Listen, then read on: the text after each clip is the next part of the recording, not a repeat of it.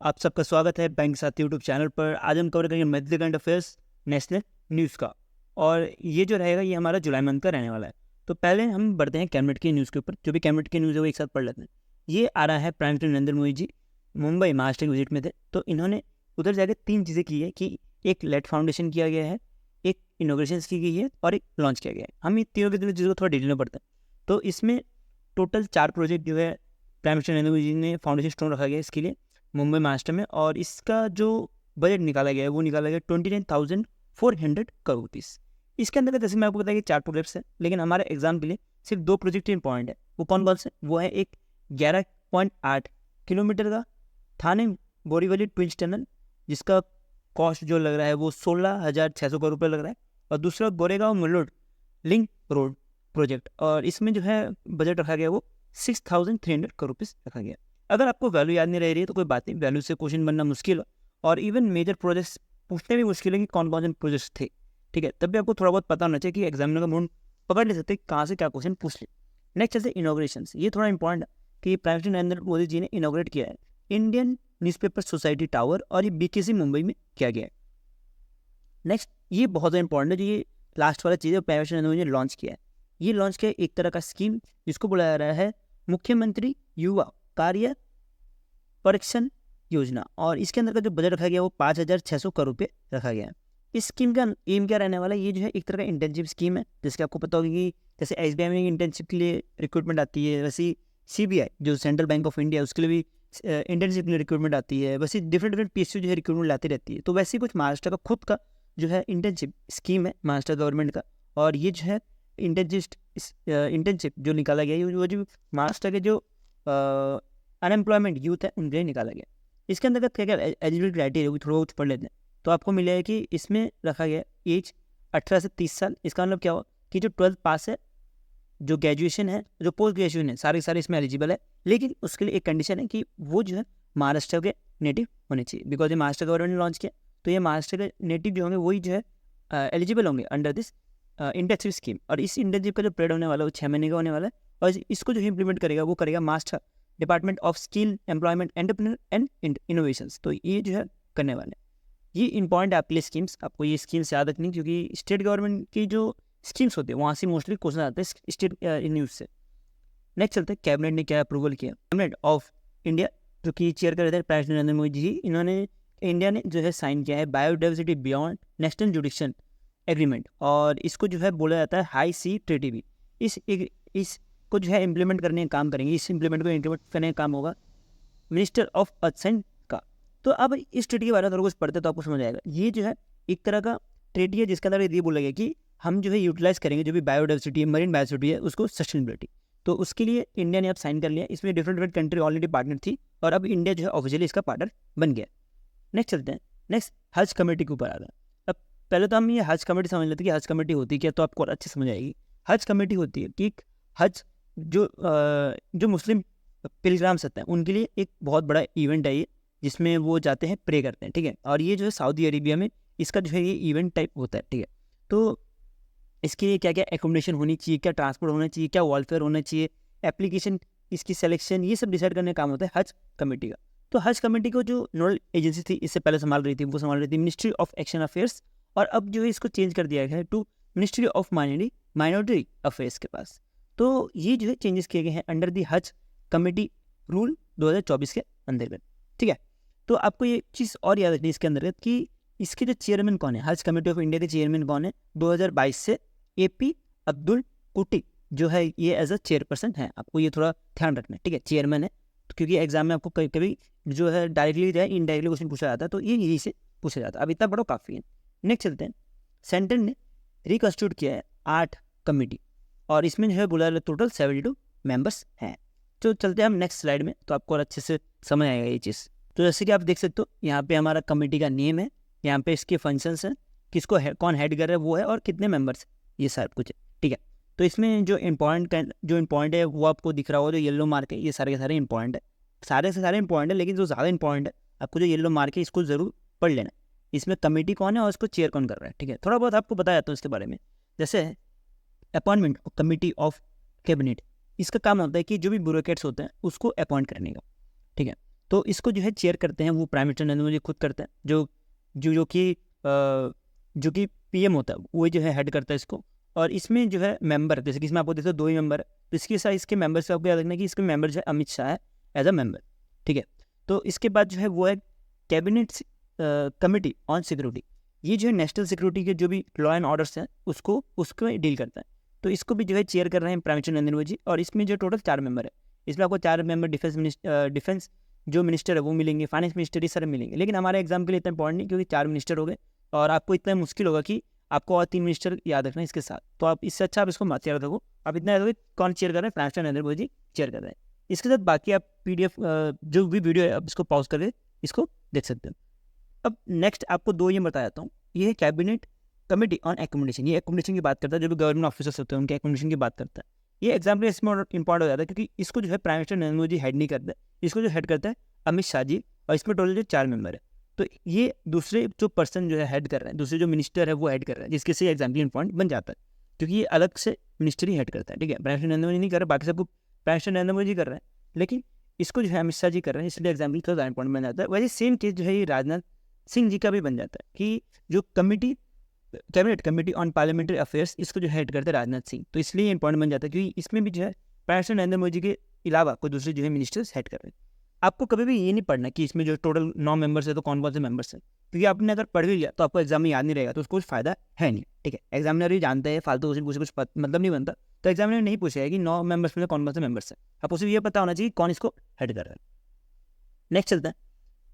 Next क्या है हमारा, नेक्स्ट आ रहा है department of personal and training की तरफ से। ये आता है under the ministry of personnel public grievances and pension के अंतर्गत। इन्होंने नोटिफाई किया है पब्लिक एग्जामिनेशन एक्ट 2024 के अंतर्गत।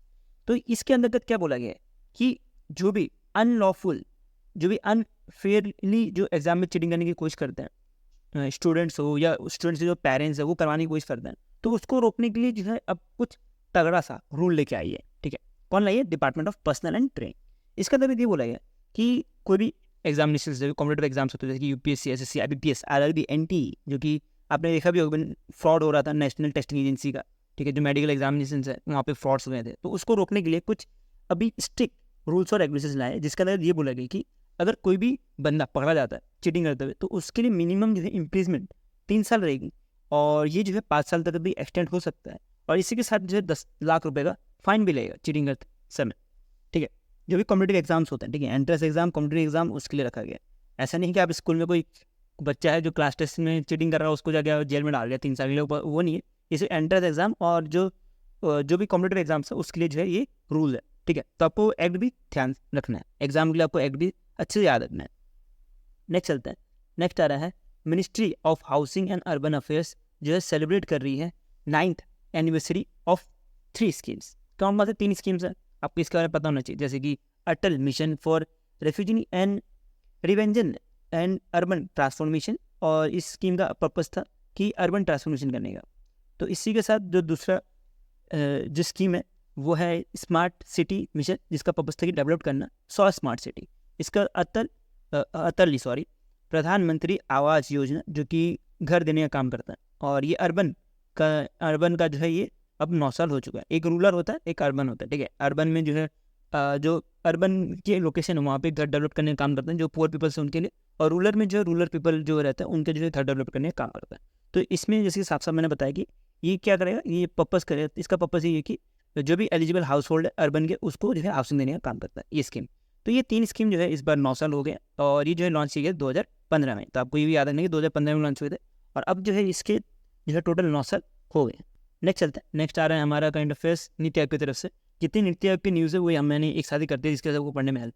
तो इसमें नीति आयोग ने लॉन्च किया एक नीति गियरशिप चैलेंज, और ये पार्ट है as a e fast India initiative का। अभी ई फास्ट इनिशिएटिव क्या है? ई फास्ट इंडिया इनिशिएटिव इसको लॉन्च किया गया था 7 सितंबर 2022 में, और इसके अंदर ये बोला गया था कि जो भी ट्रांसपोर्टेशन, जो भी ट्रक्स है उसको इलेक्ट्रीफाई करने का काम करेगा। और ई फास्ट का फुल फॉर्म देखो तो आपको मिलेगा कि electric freight accelerator for sustainable transport. तो आपको ये भी फुल फॉर्म भी इसका याद रखना है कि एग्जामिनर कभी पूछ सकता है कि ई फास्ट में जो ए है उसका क्या मतलब है, या तो जो टी है उसका क्या मतलब है, तो आपको सीधा पूछ सकता है। तो आपको इसलिए आपको ये ध्यान रखना है। तो इसका काम क्या होगा कि जो भी बिजनेस मॉडल है, जो भी बिजनेस मॉडल ट्रक्स के लिए वो स्पेशली अडॉप्ट हो zero emission trucks in India, मतलब कि जो भी अभी मैन्युफैक्चर है, जो ट्रक मैन्युफैक्चर करते हैं, वो अब पेट्रोल की जगह पे जो बैटरी पावर ट्रक्स होते हैं उस उधर बढ़ने के लिए, बढ़ावा देने के लिए ये जो है लॉन्च किया, ये चैलेंज है लॉन्च किया गया। ये चैलेंज जो है लॉन्च किया गया था during the vista 2024 IIM Bangalore जो इंटरनेशनल बिजनेस समिट हो रहा था वहाँ पे। और इसके अंतर्गत ये जो है एक तरह का हैकाथॉन है, जैसे कि मैं बताना भूल गया था, ये एक तरह का हैकाथॉन है जो कि एड्रेस करेगा फाइनेंशियल टेक्निकल ऑपरेशन जो चीज चैलेंजेस फेस करने पड़ते हैं इलेक्ट्रिक ट्रक एडॉप्शन के लिए उसको। ठीक है, तो जैसे कि पता होगा कि हैकाथॉन में क्या होता है कि जो एक कोई प्रॉब्लम बताई जाती है, उस प्रॉब्लम, जैसे कि 3 प्रॉब्लम है, तो ये प्रॉब्लम को देख के ही जो भी एक्सपर्ट है या जो भी स्टूडेंट्स हैं या जो भी कॉलेज में जो पीपल्स हैं, जो प्रोफेशनल्स हैं, वो जो है अपना सुझाव देंगे और उसके बेसिस पे अगर कुछ प्राइज मनी रखी गई होगी तो वो भी जो है प्राइज मनी उनको दी जाती है। प्राइज मनी इस जो हैकाथॉन है इसके लिए इंपॉर्टेंट नहीं है। कुछ हैकाथॉन्स होते हैं जैसे कि RBI के हैकाथॉन्स हो गए, वहाँ पे आपको प्राइज मनी भी याद रखनी पड़ती है, बट नीति आयोग में आप याद नहीं रहोगे तब भी चलेगा, इसलिए मैंने इधर रखा भी नहीं है। इसमें नीति आयोग ने किस किस के साथ कोलैबोरेशन किया, ऐसा नहीं कि नीति आयोग ने ये अकेला जो है ये पूरा का पूरा जो हैकाथॉन लॉन्च किया गया है। नीति आयोग ने, आप देख सकते हो, ये 4 जो ऑर्गेनाइजेशन है इनके साथ पार्टनर किया, उसके बाद ही ये नीति आयोग ने ये जो है हैकाथॉन लॉन्च किया। नेक्स्ट चलते हैं, नेक्स्ट आ रहा है नीति आयोग ने रिकॉन्स्टिट्यूट किया है 4 फुल टाइम मेंबर और 4 एक्स ऑफिशियल मेंबर्स। आप देख सकते हो कि 4 फुल टाइम मेंबर जैसे कि मिसाइल साइंटिस्ट, एग्रीकल्चर इकोनॉमिस्ट, फिर माइक्रो इकोनॉमिस्ट, ये सारे जो भी पोस्ट है इसमें जो भी मेंबर्स है, फुल टाइम मेंबर्स है, उनको जो है चेंजेस किए गए नीति आयोग के द्वारा। और इसमें आप सारे नाम भी पढ़ सकते हो, जैसे कि मिसाइल साइंटिस्ट KV सरस्वत को बनाया गया है, बाकी एग्रीकल्चर इकोनॉमिस्ट रमेश चंद्र जी को बनाया गया है, VP पॉल जी को एज अ पीडियाट्रिशियन बनाया गया है, और माइक्रो इकोनॉमी जो बनाया गया है अरविंद वर्मिकी को बनाया गया। तो आपको ये जो 4 नाम है आपको अच्छे से याद रखना है। इसके साथ आपको ये चीज़ याद रखनी है कि इसमें जो है टोटल 15 यूनियन मिनिस्टर्स में भी कुछ चेंजेस किए गए नीति आयोग में, तो उसमें टोटल 11 जो स्पेशल इन्वाइट्स रखे गए थे और 4 जो है एक्स जो एक्स ऑफिशियल मेंबर बन गए थे। एक्स ऑफिशियल मेंबर का मतलब क्या हुआ कि कोई भी मिनिस्ट्री है, जैसे कि मान लीजिए कोई मिनिस्ट्री ऑफ डिफेंस है, ये ministry of defence Rajnath Singh ji है, तो ये ऑलरेडी जो मिनिस्टर जो कि नीति आयोग के जो उनकी ग्रुप रहती है उसमें ऑलरेडी सिलेक्टेड हो जाता है। ठीक है, उनको ऐसा नहीं कि अलग से कैसे सेलेक्ट किया जाता है। अगर वो मिनिस्ट्री ऑफ डिफेंस है राजनाथ सिंह जी, तो ऑलरेडी वो मेंबर बन जाएंगे नीति आयोग के। ठीक है, उसमें कोई वो नहीं है, रिस्ट्रिक्शन नहीं है। तो इसमें आपको कौन कौन सी मिनिस्ट्री हुआ है थोड़ी बहुत ध्यान रखनी है। उसमें रखनी है जैसे कि ministry of home affairs and ministry of corporation, जो कि अमित शाह संभालते हैं, ये भी एज अ मेंबर बन चुके नीति आयोग के। उसके बाद ministry of agriculture and family welfare, farmer welfare and ministry of rural development, जो कि आता है SS चौहान जी, और ये भी जो है एज अ मेंबर बन चुके हैं नीति आयोग के। और बाकी निर्मला सीतारमण जी के बारे में तो पता ही हो, मिनिस्टर ऑफ फाइनेंस, ये भी जो है मेंबर बन चुके हैं नीति आयोग के। ये आपको मिनिस्ट्री भी याद रखनी है, इसके बाद आपको 4 नाम ये भी अच्छे से याद रखना है। इसके बाद आपको एक चीज़ याद रखनी है कि इसको चेयर कौन करता है नीति आयोग को। नीति आयोग को चेयर करने का काम होता है जो भी PM ऑफ इंडिया है, मतलब कि प्राइम मिनिस्टर ऑफ इंडिया। तो अभी जो PM है हमारे मोदी जी है, तो मोदी जी जो है इसके चेयरपर्सन रहेंगे। लेकिन वाइस चेयरपर्सन जो है वो सिलेक्ट किया जाता है, वो है सुमन के बेरी। तो आपको वाइस प्रेसिडेंट, उसके साथ जो चेयरमैन है, वाइस चेयरमैन और वाइस चेयरपर्सन, ये दोनों नाम याद रखने हैं। उसके साथ आपको जो ये पोस्ट है और ये जो मिनिस्ट्री है आपको ये भी याद रखना है। ठीक है, नेक्स्ट चलता है। नेक्स्ट आ रहा है, नीति आयोग ने लॉन्च किया है संपूर्णता अभियान, और ये टोटल 3 महीने लंबा अभियान होने वाला है। इसका जो डेट है वो मिलेगा 4 जुलाई 2024 से लेकर 30 सितंबर 2024 तक। ये जो है अभियान लॉन्च किया गया है, और ये लॉन्च किया गया है अक्रॉस 112 एस्पिरेंट डिस्ट्रिक्ट और 500 जो है एस्पिरेंट ब्लॉक के अंतर्गत किया गया। अब पहले ये समझते हैं कि काम क्या करने वाला है। ये जो है जो भी अंडर डेवलप्ड जो डिस्ट्रिक्ट और ब्लॉक है उसको जो है डेवलप करने का काम करेगा। ठीक है, इसके अंतर्गत कुछ 12 सोशल सेक्टर इंडिकेशन रखी गई है, और उसमें 6 जो है एस्पिरेशन डिस्ट्रिक्ट को दी जाएगी और 6 जो है एस्पिरेशन ब्लॉक दी जाएगी। नेक्स्ट चलते हैं। नेक्स्ट आ रहा है, नीति आयोग ने रिलीज किया है guideline for utilisation and processing of steel slag. अब हम पहले ही समझते हैं कि स्टील स्लैग होता क्या। देखिए, आपको पता होगा कि मोस्टली जो रास्ते बनाए जाते हैं, रोड्स बनाए जाते हैं, वो किससे बनाए जाते हैं? कोल से बनाए जाते हैं। ठीक है, कोयला यूज़ किया जाता है, लेकिन कोयला की जगह जो स्टील, मतलब जो स्टील जो वेस्ट होती है उसके बेसिस पे जो है बनाई गई रोड को ही बोला जाता है स्टील स्लैग। तो नीति आयोग ने रिलीज किया है एक guideline for utilisation and processing of steel slag in road construction. तो ये गाइडलाइन बहुत ज़्यादा इंपॉर्टेंट है, और ये गाइडलाइन जो है लॉन्च किया गया था during the first international conference जो हो रहा था स्टील स्लैग रोड का यहाँ पे। ठीक है, और ये इंडिया में ही हो रहा था, तो आपको ये भी ध्यान रखने की, इसलिए एग्जाम से इंपॉर्टेंट बन जाता है। और ये जो है गाइडलाइन दिया गया है by central road research institute के द्वारा। और इसमें आपको एक और चीज़ याद रखनी है कि इंडिया का पहला स्टील सैग रोड जो है बनाया गया था, वो बनाया गया था सूरत में। ठीक है, तो बाकी तो आपको मैंने इधर बता ही दिया कि क्या होता है स्टील स्लैग रोड। आप यहाँ से पढ़ सकते हो जो भी स्टील स्लैग रोड के बारे में लिखा हुआ है, मैंने वीडियो पॉज करके। ठीक है, ये जो है ज़्यादा ड्यूरेबल भी रहता है। मैं आपको जो बोलना भूल गया कि ज़्यादा रिबूस्ट और मोर ड्यूरेबल रोड्स रहता है एज कम्पेयर टू जो कोल के रोड्स होते हैं। ठीक है, आपको पता होगा कि कोल रोड्स में क्या होता है, जो कोयला वाले रोड्स होते हैं वहाँ पे गड्ढे हो जाते हैं ना थोड़े टाइम बाद, या तो वो कंस्ट्रक्शन खराब हो रहा हो या कुछ भी हो, अगर अच्छा भी बनाया गया हो तब भी वो कुछ टाइम बाद खराब हो जाता है। लेकिन ऐसा स्टील स्लैग रोड में नहीं होता, ये ज़्यादा ड्यूरेबल होता है एज कम्पेयर टू जो कोल्ड रोड होता है। तो इसी वजह से जो है अब इसको बहुत ज़्यादा बढ़ावा दिया जा रहा है इंडिया में और इवन जो ऑल ओवर वर्ल्ड है वहाँ पे भी। ठीक है, नेक्स्ट चलते हैं। नेक्स्ट पढ़ते हैं हम लॉन्चेस, जो भी नेशनल के लॉन्चेस है वो एक साथ। तो इसमें आ रहा है कि Indian council for agriculture research, जो कि रिसर्च फील्ड में काम करता है एग्रीकल्चर का, ये गवर्नमेंट की एक संस्था है। इन्होंने लॉन्च किया है one scientist one product. One scientist one product एक तरह का टारगेट ओरिएंटेड रिसर्च प्लान है जो कि एनहेंस करेगा research in agriculture and animal husbandry को। इसके अंतर्गत क्या रखा गया, इसका एम क्या रहने वाला है कि ये नेक्स्ट 5 साल में जो भी साइंटिस्ट है, जो भी साइंटिस्ट है उनको जो है यूनिक प्रोडक्ट में जो है रिसर्च करने के लिए हेल्प करेगा। ठीक है, ये ऐसा था कि अब तक क्या प्रॉब्लम था कि 2-3 साइंटिस्ट जो है एक ही जो प्रोडक्ट है उसमें काम कर रहे थे, तो उसी को हटाने के लिए, उसी को जो है यूनिकनेस लाने के लिए और मैक्सिमम प्रोडक्टिविटी लाने के लिए ये जो है one scientist one product launch किया गया है बाय ICAR।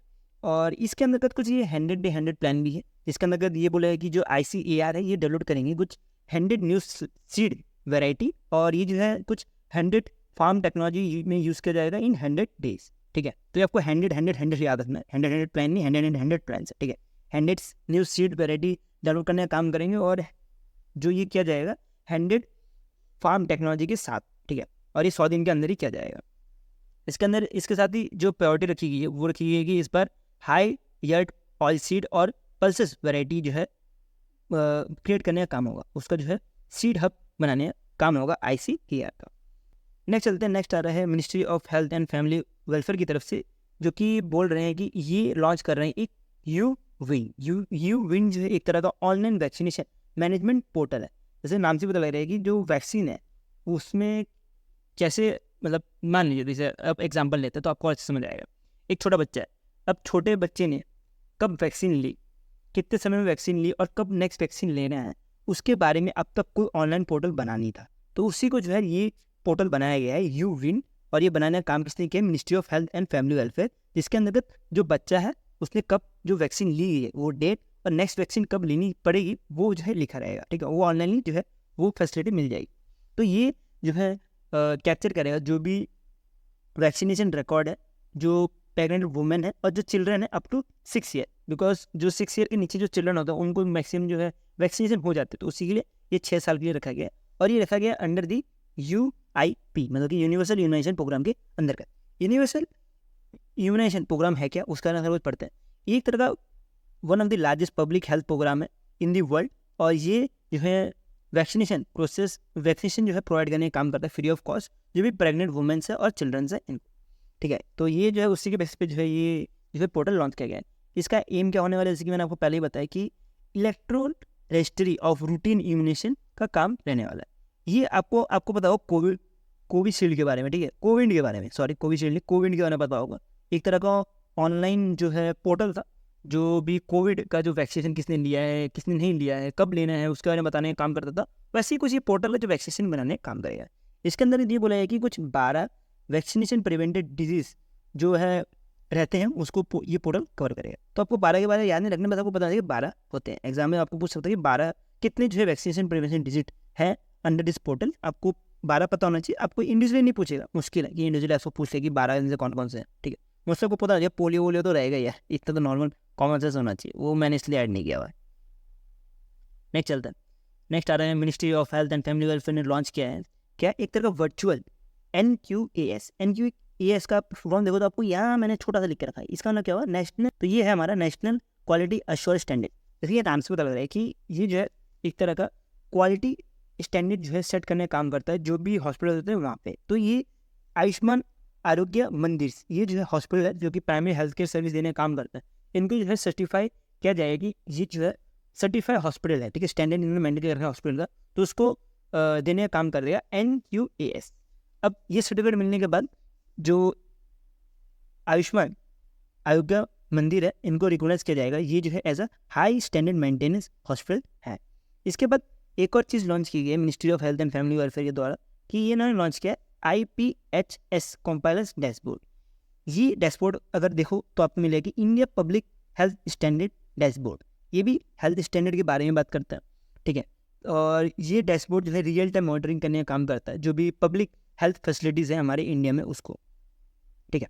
नेक्स्ट एक और चीज़ लॉन्च की है, वो है जो भी फूड वेंडर्स हैं वो जो है उनका फूड लाइसेंस हो या फूड रजिस्ट्रेशन हो, वो कर पाएंगे by using the platform called food safety and compliance system. तो इधर ये जाके ये जो भी इनका जो भी फूड रजिस्ट्रेशन वो कर पाएंगे, ठीक है। नेक्स्ट चलते हैं, नेक्स्ट क्या जो लॉन्चेस है वो देखते हैं। तो आपको मिलेगा कि नेशनल कमीशन फॉर वुमेन ने पार्टनर किया है साइबर पीस फाउंडेशन के साथ, और ये दोनों मिलके जो है लॉन्च कर रहे हैं डिजी शक्ति 5.0।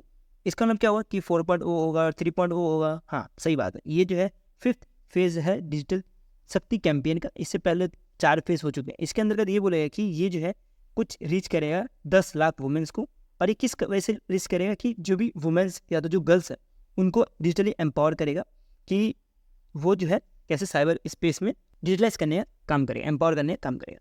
इसके बाद हम थोड़ा बहुत इसका बैकग्राउंड भी पढ़ते हैं कि डिजिटल शक्ति 4.0 जो है कब लॉन्च किया हुआ था। ये नवंबर 2022 में लॉन्च किया गया था। इसके अंदर more than 5 lakh women already जो है इस बार इंक्लूड है, और अब जो है टोटल कितना एम रखा है, 10 लाख वुमेन्स का रखा है, ठीक है। तो आपको ये भी ध्यान रखना है। ये हो गया हमारा लॉन्चेस जो कि है पेज नंबर 1। अब चलते हैं हम पेज नंबर 2 में। तो पेज नंबर 2 में चलेंगे तो आपको मिलेगा कि मिनिस्ट्री ऑफ कल्चर ने जो है लॉन्च किया है प्रोजेक्ट परी। प्रोजेक्ट परी का मतलब क्या हुआ, पब्लिक आर्ट ऑफ इंडिया जो है लॉन्च किया, ठीक है। तो इसका ये जो है लॉन्च किया गया है for 46 UNESCO world heritage committee, जो कि पहली बार इंडिया होस्ट करने जा रहा है। और ये जो है कुछ मैं बताता हूँ, ये जो है लॉन्च किया गया था प्रोजेक्ट परी, वो लॉन्च किया गया था कुछ 15 जुलाई के आसपास। और ये जो कमेटी जो इवेंट होने वाली थी वो कुछ 25 जुलाई के आसपास होने वाली थी। तो इस जो इवेंट है इससे पहले इसको लॉन्च किया गया है, और जिसकी वजह से जो भी इंडिया होस्ट करने वाला है, ये पहली बार होस्ट करने वाला है, तो उसको पहली कुछ मान लीजिए कि एक साइड से प्रैक्टिस के तौर पे जो है गवर्नमेंट ने इसको लॉन्च किया प्रोजेक्ट पड़ी। तो इसके अंतर्गत इसको जो है इनिशिएटिव करने वाले थे ललित कला एकेडमी और national gallery of art.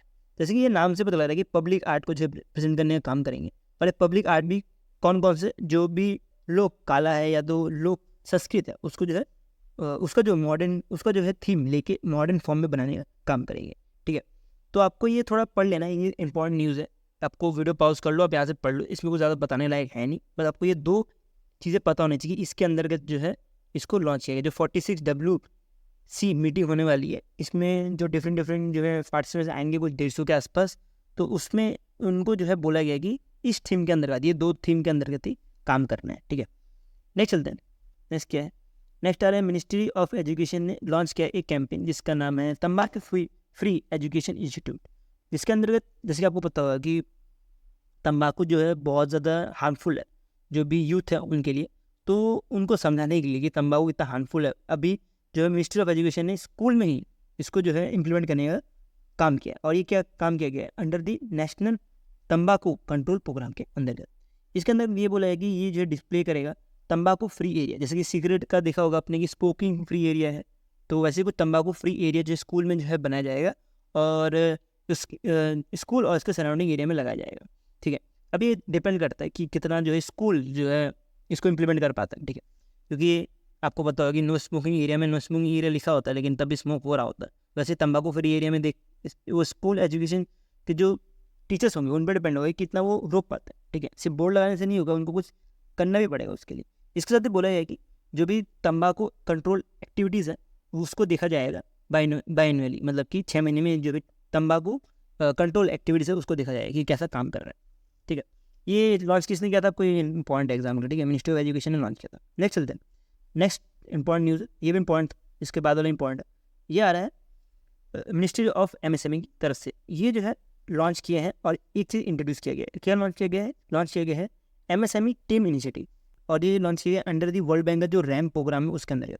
RAM programme के अंदर क्या बोला गया था कि जो भी MSME है उनको जो है फंड करने का काम करेगा वर्ल्ड बैंक, और उनको जो है उनका जो भी एंटरप्राइज है, जो भी उनका बिजनेस है उसको बढ़ाने का काम करेगा। तो उसी को देख के जो है ये एमएसएमई टीम इनिशिएटिव लिया गया है, और इसके अंदर ये बोला गया है कि जो भी ई कॉमर्स है उसको बूस्ट करेगा एमएसएमई का, और उसके लिए और उसको वो जो है बूस्ट किया जाएगा by using the ONDC platform. और उसके लिए जो है बजट रखा गया है वो 277 करोड़ रुपीज़ रखा गया 3 साल के लिए, 2024 से 2027 तक।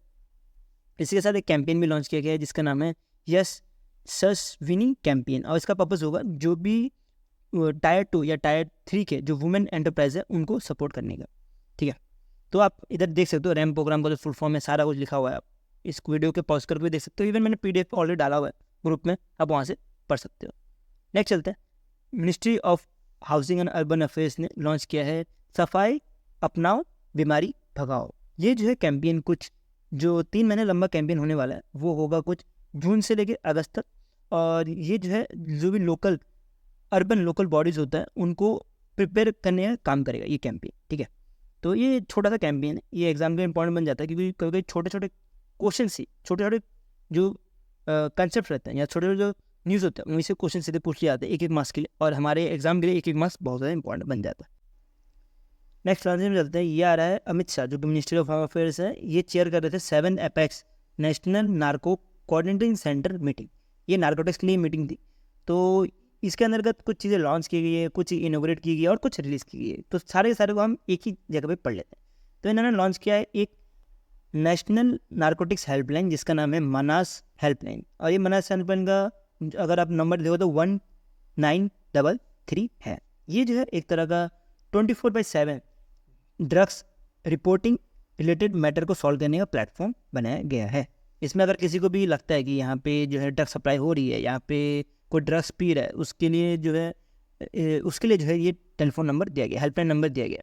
ठीक है, तो ये दिया गया कि जैसे जो ड्रग्स है हमारे इंडिया में बहुत ज़्यादा बढ़ा जा रहा है उसको रोकने के लिए इस हेल्पलाइन नंबर को इम्प्लीमेंट करने का काम होगा नेशनल कंट्रोल बोर्ड का, और ये जो है बोर्ड इसी का काम होगा मॉनिटर करना इस हेल्पलाइन नंबर को और पूरा जो भी इसका कंट्रोल है वो करने का। इसी हेल्पलाइन नंबर के साथ एक चीज़ भी लॉन्च की, 2 चीज़ें लॉन्च की गई, एक है वेब पोर्टल और एक है उमंग ऐप।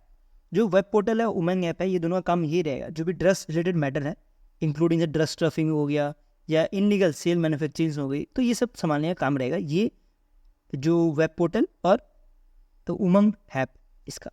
इसी के साथ NCB मतलब कि नेशनल कंट्रोल बोर्ड का एक जोनल ऑफिस भी खुला गया श्रीनगर में, और ये जो है नॉर्थ वेस्टर्न बॉर्डर है उसको जो है ट्रैक करने का काम करेगा। उधर कोई नार्कोटिक्स या तो कोई ड्रग्स की जो चीज़ें हो रही है cross border north west side में मतलब पाकिस्तान साइड में, तो उसको जो है मॉनिटर करने का काम करेगा।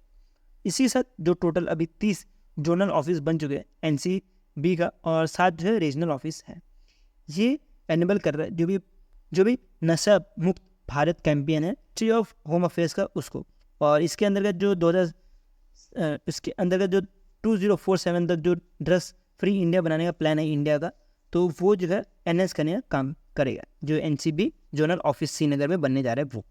इसके बाद एक जो है एनुअल रिपोर्ट भी लॉन्च किया गया है NCB के द्वारा, और इसके अंतर्गत कैसे फाइट करना है जो भी ड्रग्स ट्रैकिंग है उसके लिए ये जो है रिपोर्ट लॉन्च किया गया है।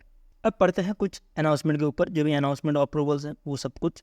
तो इसमें आ रहा है कि ब्यूरो ऑफ इंडियन स्टैंडर्ड ने जो भी स्टेनलेस स्टील यूटेंसिल्स है, जो भी एल्यूमिनियम स्टील यूटेंसिल्स है, उनमें कुछ मैंडेट कर दिया ISI मार्क। स्टेनलेस स्टील के लिए जो ISI मार्क रखा गया है वो IS 14756 रखा गया है और 2022 का, और जो एल्यूमिनियम स्टील के लिए रखा गया है वो रखा गया है 1660 2024 का। तो आपको ये एग्जैक्ट जो है मार्क भी याद रखना है। अभी रिसेंटली जो है NAICO का एग्ज़ाम हुआ था शायद, तो उधर जो है इसमें एग्जैक्टली जो है इसका मार्क पूछ लिया गया था, तो इसलिए आपको ISI मार्क भी याद रखना है।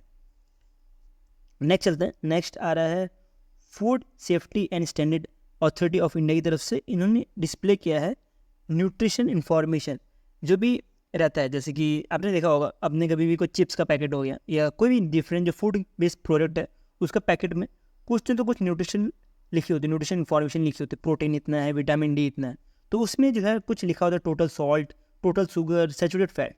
तो इसको जो है बोला गया है कि इसको बोल्ड और लार्ज फॉन्ट में लिखने के लिए, ठीक है। तो इसमें जो है अब तक छोटा छोटा लिखा जाता था, लेकिन इसको बोल्ड में लिखने बोला है और लार्ज फॉन्ट में लिखने के लिए बोला गया है बाय FSSAI के द्वारा। और ये कब हुआ? ये हुआ अभी एक अमेंडमेंट हुआ था food safety and standard regulation 2020 में, उसके अंतर्गत ये किया गया है, ठीक है। तो इसमें कुछ कुछ चीज़ें और क्लैरिफाई की गई है कि ऐसा कोई टर्म नहीं है हेल्थ ड्रिंक करके, तो अगर कोई भी कंपनी हेल्थ ड्रिंक अब तक यूज़ करती थी तो उसको वो लेबल जो है हटाना पड़ेगा। और इसी के अंतर्गत एक चीज़ ऑर्डर भी की गई कि जो भी कंपनी अपने पैकेट में अगर 100% फ्रूट जूस लेबल लिखी है तो उनको जो है वो हटाना पड़ेगा, ठीक है। और ये हटाने का जो टाइम रखा दिया गया है वो रखा है बिफोर 1 सितंबर 2024 से पहले। मतलब कि अगर कोई भी बंदे ने या कोई भी कंपनी ने अगर यानी see pre pack packaging material है, ठीक है, 1 सितंबर 2024 के पहले के, तो उनको जो है ये सारे के जो भी रूल्स हैं, ये सारे के सारे रूल्स मतलब बोल्ड करना, शुगर को, सॉल्ट को, सैचुरेट फैट को, और अगर किसी ने हेल्थ ड्रिंक लिखा है तो उसको हटाना, अगर 100% फ्रूट जूस लिखा है अपने लेबल में उसको हटाना, तो वो सब कुछ लागू हो जाएगा, ठीक है। तो मतलब अभी ये लागू हो चुका है, तो आपको अभी जो भी फ्यूचर जो पैकेट्स आएंगे या जो भी आपको फूड पैकेट मिलेंगे वो आपको यहाँ ये सब चीज़ें डिफरेंस मिलेगी, ठीक है। ऐसा नहीं है कि आप करंट अफेयर्स पढ़ रहे हो तो सिर्फ आपने बैंक पॉइंट ऑफ व्यू से पढ़ लिया।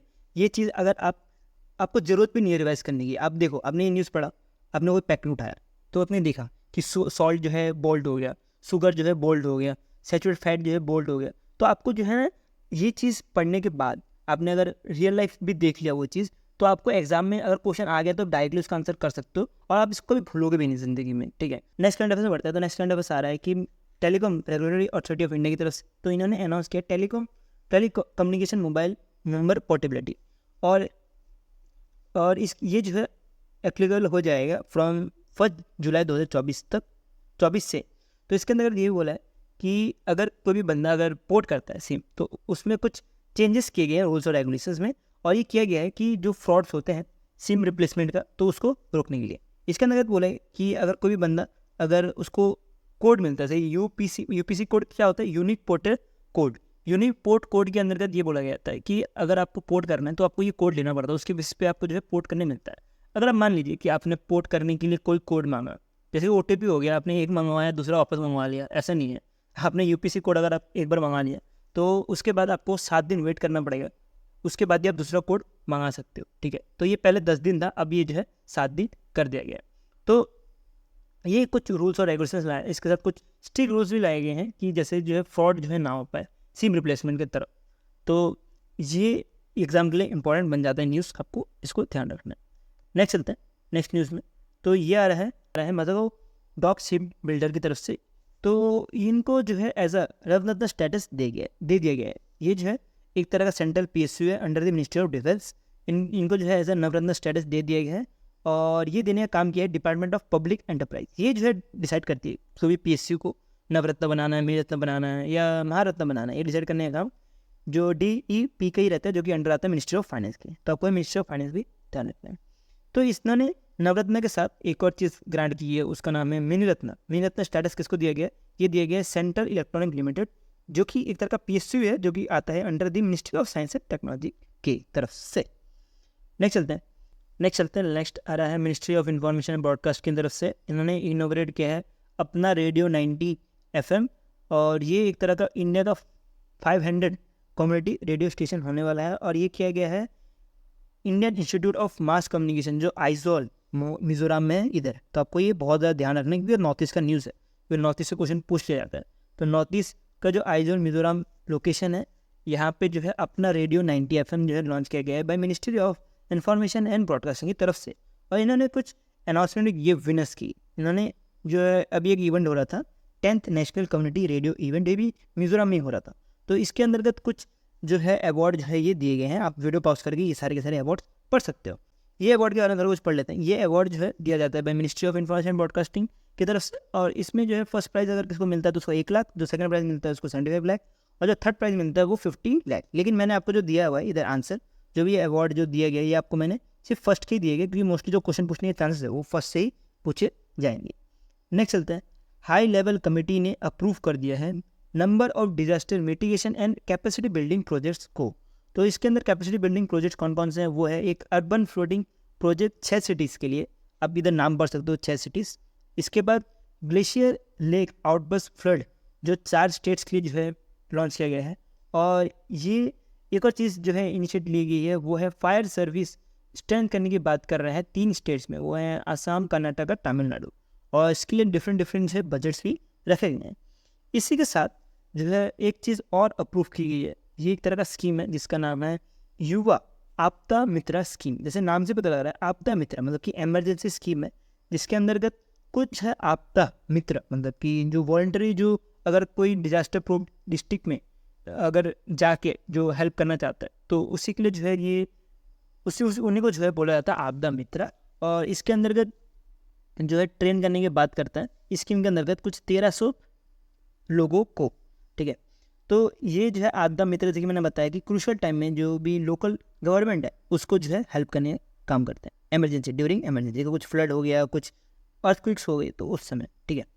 तो आपको ये सारी की सारी चीज़ें ध्यान रखनी है, ये बहुत ज़्यादा इंपॉर्टेंट है एग्जाम के लिए। तो यहाँ से क्वेश्चन बनने के चांसेस बन भी सकते हैं। आपको ये PDF पढ़ने के बाद आपको कहीं और दूसरा PDF पढ़ने की ज़रूरत नहीं है, ना ही डिटेल, ना ही पॉकेट, ना ही कुछ और, ठीक है।